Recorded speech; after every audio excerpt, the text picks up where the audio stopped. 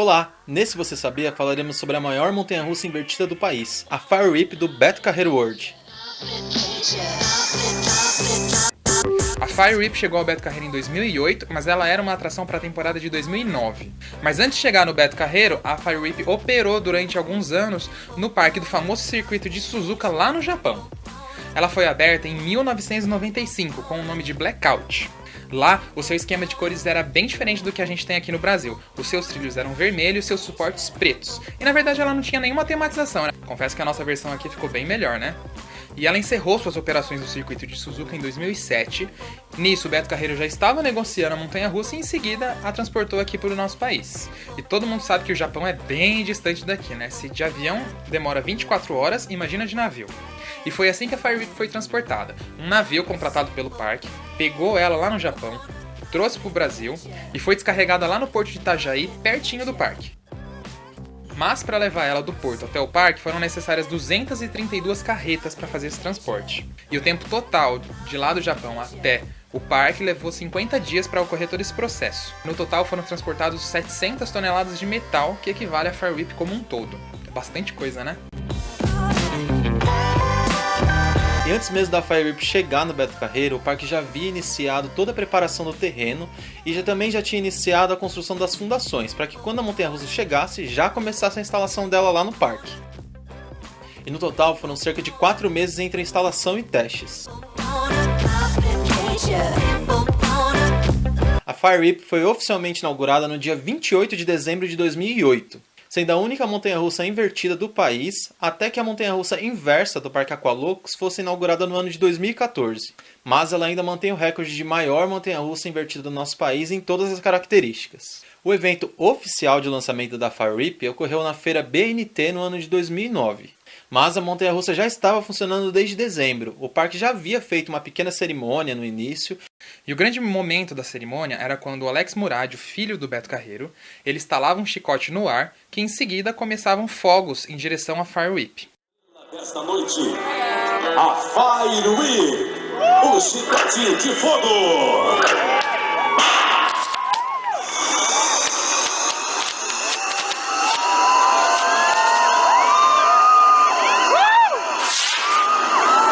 Quando eles chegavam perto da montanha-russa, já começava a música tema da Fire.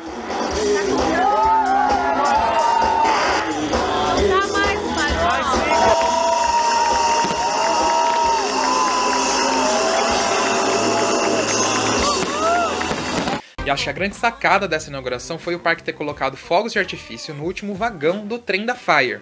Então eles colocaram ela para rodar no meio da inauguração, então imagina o efeito dela passando com o fogo de artifício aceso. Ficou incrível.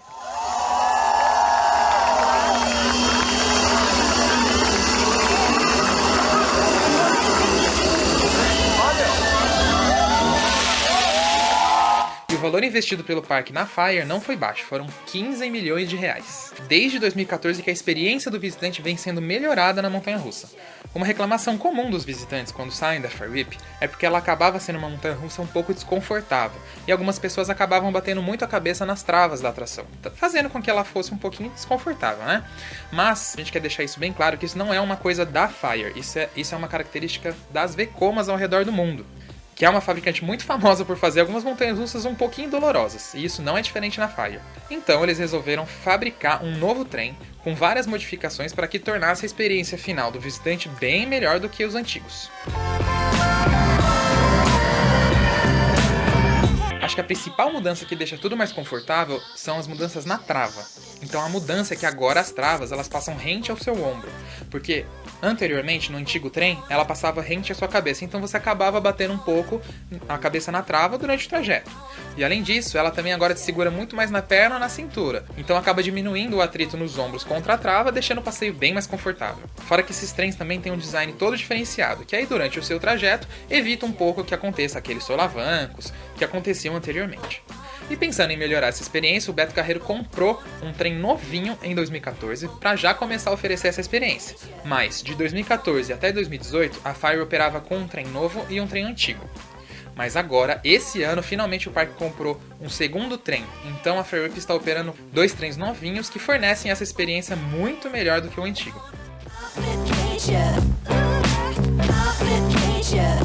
A Fire Whip é uma montanha-russa do modelo SLC, mas todo mundo acaba falando que ela é uma montanha-russa invertida.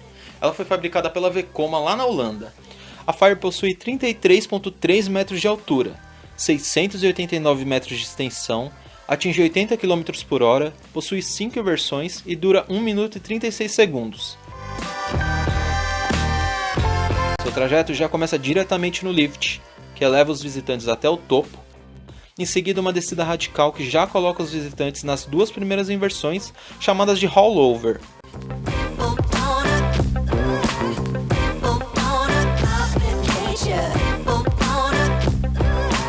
Em seguida, entra em uma colina de quase 90 graus em curva, entrando rapidamente em um sidewinder, a terceira inversão.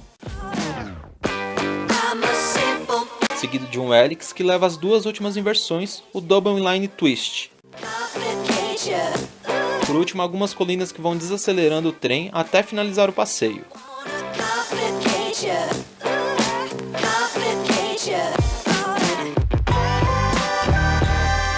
Ela pode operar com 2 trens simultaneamente, cada um com 10 vagões e capacidade de 20 pessoas. E por hora, a Fire consegue atender 1.040 visitantes. Acho que vocês devem se lembrar, no Você Sabia da Boomerang, que a gente citou que a Vekoma teve um enorme sucesso com aquele tipo de montanha-russa. E a SLC foi o segundo tipo que ela teve mais sucesso. No total são 42 SLCs ao redor do mundo. Só que alguns modelos contêm algumas diferenças em relação às outras, mas a maioria é basicamente idêntica à Fire Whip. Lembra quando a gente explicou que toda montanha-russa ou equipamento novo são chamados de protótipos? Em 1994 e em 1995, a Vekoma lançou os 2 primeiros protótipos de SLC.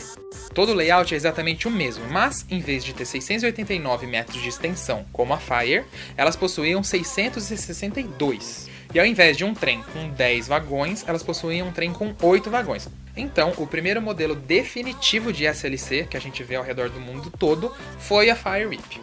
E no total existem 27 modelos exatamente iguais à Fire, espalhados pelo mundo. E existem 5 versões de SLC, que basicamente são a mesma coisa que a Fire Whip, mas deixam o percurso um pouquinho mais longo.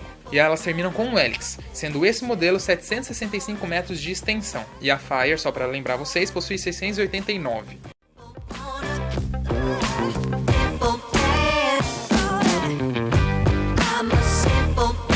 A gente já experimentou esse tipo de SLC também e a gente pode dizer que acrescenta um pouco mais de emoção na atração. E além desses modelos que a gente citou aqui, existem algumas outras SLCs ao redor do mundo que possuem uns layouts bem diferentes do que a gente está acostumado. Mas isso fica para um Você Sabia quando a gente for falar somente das SLCs. Seu nome, Fire Whip, significa chicote de fogo, e por isso a sua cor remete todo a esse tema. Os suportes da montanha-russa contêm chamas e os seus trilhos amarelos são para simular o fogo. Esse nome foi escolhido para fazer uma homenagem ao Beto Carreiro, que infelizmente faleceu em fevereiro do ano de 2008. E vale citar também que quem fechou a compra dessa atração foi o próprio Beto Carreiro quando ele ainda estava vivo. Toda a parte de baixo da atração contém cascatas, pedras e alguns lagos.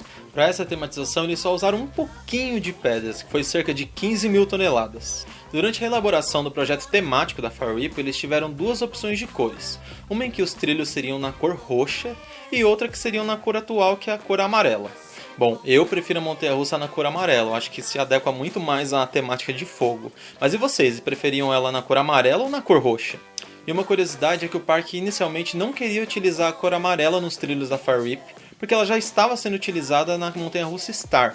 Mas para manter o nome e o estilo temático da Fire Whip, o parque optou por manter ela em amarelo e trocar a cor da montanha-russa Star para laranja. Inicialmente, a Fire possuía 2 elementos temáticos que infelizmente não funcionam mais. Para quem não sabe, a montanha-russa possui uma música tema que foi feita em homenagem também ao Beto Carreiro. Essa música tocava na estação e na fila da Fire quando a montanha-russa entrava em funcionamento, então era bem sincronizadinho. Quando a montanha-russa estava subindo, ela ficava na parte mais calma, e quando a montanha-russa entrava no seu trajeto, ia para a parte mais agitada da música, o que era bem interessante. E o segundo elemento que existiu durante as primeiras semanas de operação da Fire era um elemento de fumaça que fica logo abaixo do Sidewinder. Aí vocês devem estar se perguntando, mas por que o parque tirou esses 2 efeitos? Gente, é normal quando o parque começa a analisar a experiência do visitante na atração, começar a tirar alguma coisa, acrescentar outras, e isso acontece tanto aqui no Brasil como em qualquer outro lugar do mundo. Então vamos agora a algumas curiosidades rápidas da Fire.